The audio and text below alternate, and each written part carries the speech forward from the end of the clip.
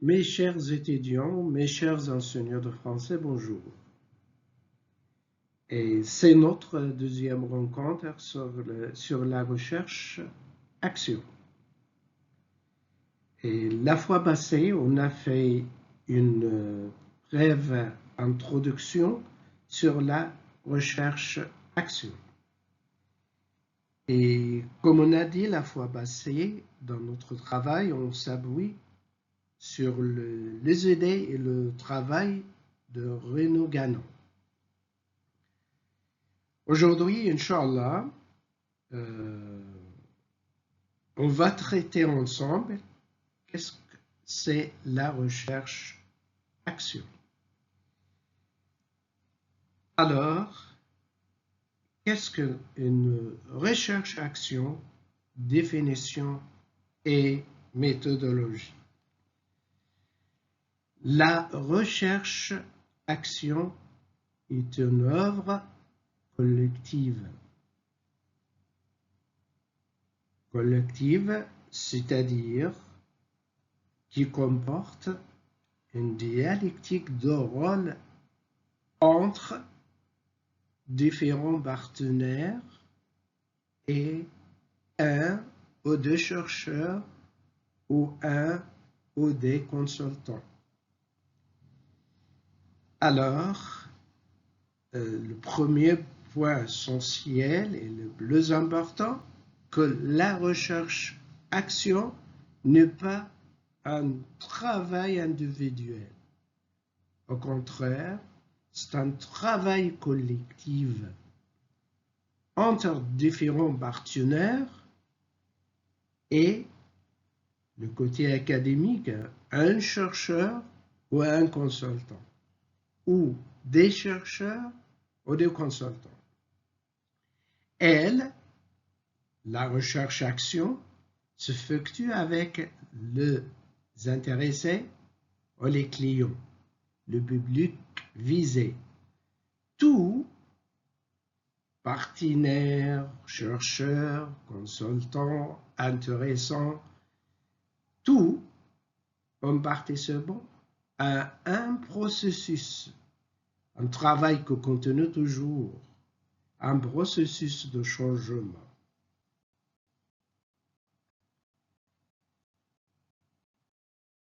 Toujours dans qu'est-ce que la recherche-action, définition et méthodologie. La recherche-action apporte une solution à des problèmes immédiats. On peut dire aussi que la recherche-action est complètement basée sur le besoin. Alors, la recherche-action apporte une solution à des problèmes immédiats d'un milieu donné, en tenant compte du diagnostic, analyser le besoin et de la planification à établir ensemble. Alors, on analyse, puis on fait la diagnostic, puis on fait la planification, tout ensemble avec ça. La recherche-action peut se faire autant dans le contexte d'une classe. Alors, on peut faire la recherche-action dans le domaine de l'enseignement, dans le domaine de la didactique. On peut faire la recherche-action en classe, dans une classe. On peut le faire aussi dans un département ou dans l'établissement ou un collège. Alors, la recherche-action apporte une solution à des problèmes immédiats d'un milieu donné, en tenant compte du diagnostic et de la planification à établir ensemble. La recherche-action peut se faire autant dans le contexte d'une classe que dans tout un département ou un collège. Voilà la définition et méthodologie. On passe maintenant à la méthodologie et la pratique. Pour la méthodologie et la pratique, on passe par 4 étapes. Nous avons 4 étapes. La première étape, recherche, action, sûre. Cette étape-là, c'est l'étape d'explication. Regardez bien le mot en plan, c'est très très important. Alors, la première étape, c'est recherche, action, sûre. Cette étape, c'est l'étape de explication. Ici, l'explication se fait par le chercheur ou le consultant.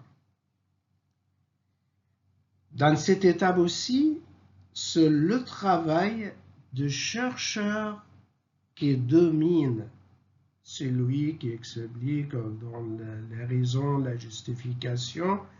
Alors, dans cette étape, c'est le travail de chercheur qui domine. Première étape, l'étape d'explication. Sûr. Deuxième étape, recherche, action, bourg. Alors, la première étape, si vous regardez bien le mot plan, explication. La deuxième étape, c'est l'application. Sur explication, bourg, application.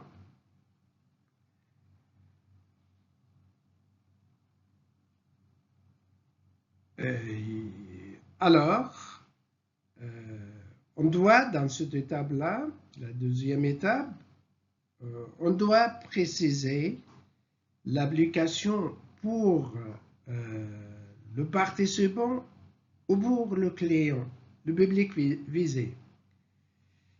Le public visé de la recherche. Dans cette étape, le chercheur explique, indique et propose les types des actions et le scénario proposé.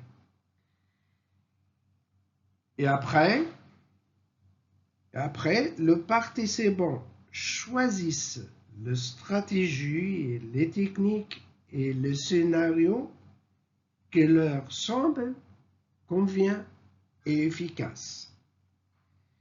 Alors, c'est un travail réciproque entre le chercheur et le participant.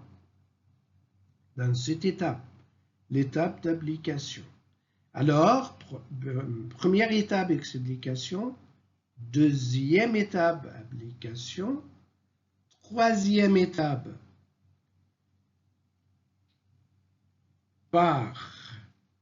tu vas faire ce travail-là.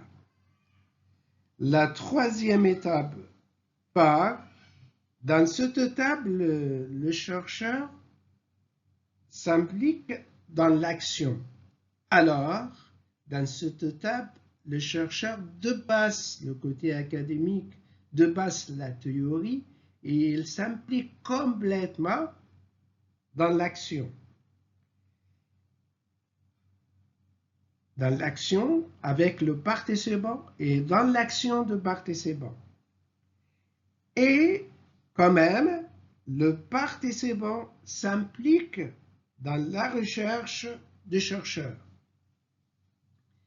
Alors, dans cette étape, on répète, le chercheur s'implique dans l'action du participant et le participant s'implique dans la recherche du chercheur.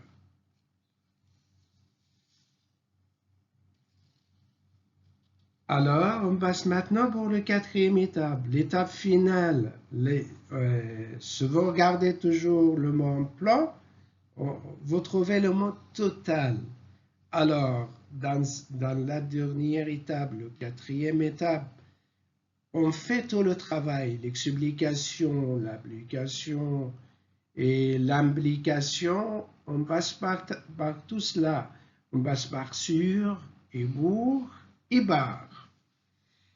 Alors, la quatrième étape, c'est l'étape finale, c'est la totalité du travail, soit sur, soit pour, soit encore par. On peut dire c'est la collaboration et l'implication de chercheurs et de participants dans l'action et la recherche. Et c'est la fin de notre rencontre aujourd'hui. On a parlé sur la définition et la méthodologie et les pratiques de recherche-action. Je vous remercie de votre patience. Toutes mes salutations. El Adl El Mahdi. Suivez-moi et à la prochaine.